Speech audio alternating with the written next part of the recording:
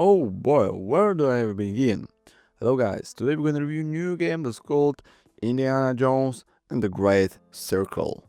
The fun and emotion this game delivers are beyond words. Back in 2021, when Bethesda announced they were working on a new licensed video game, I distinctly remember feeling surprisingly indifferent despite being a fan of the franchise. Perhaps it was the reputation Bethesda had earned over-promising in trailers and marketing only for the final product to fall short and deliver just a fraction of the hype. Even with my skepticism, every one product to fall short and me was buzzing with excitement. After all, it had been ages since we'd seen an Indiana Jones game.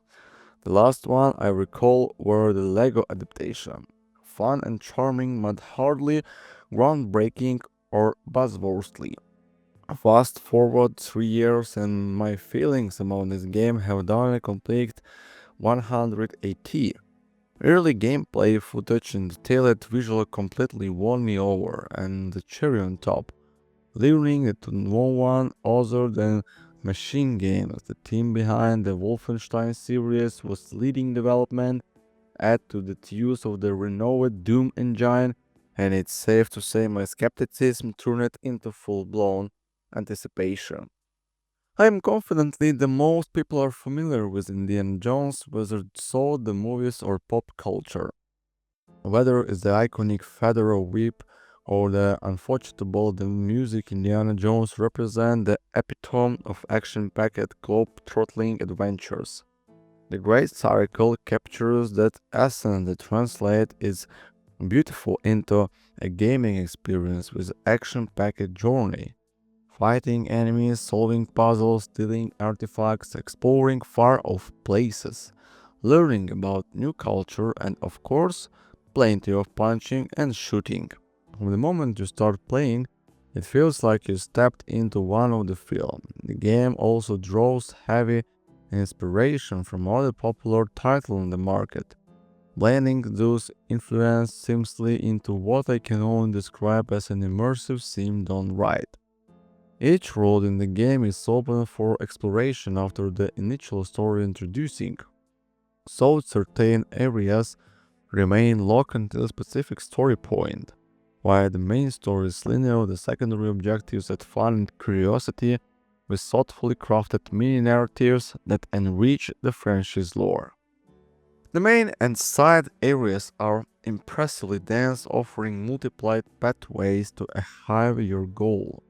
Whether you're sneaking, sought hiding roads, or outsmarting enemies, certainly, while it doesn't match the complexity of recent Hitman games, it still provides a refreshing sense of freedom and encourage more thoughtful decision making than the entire runtime of typical modern shooter campaign. For instance, you might find yourself wondering what would happen if you go on full steals or embrace a Rambo style approach.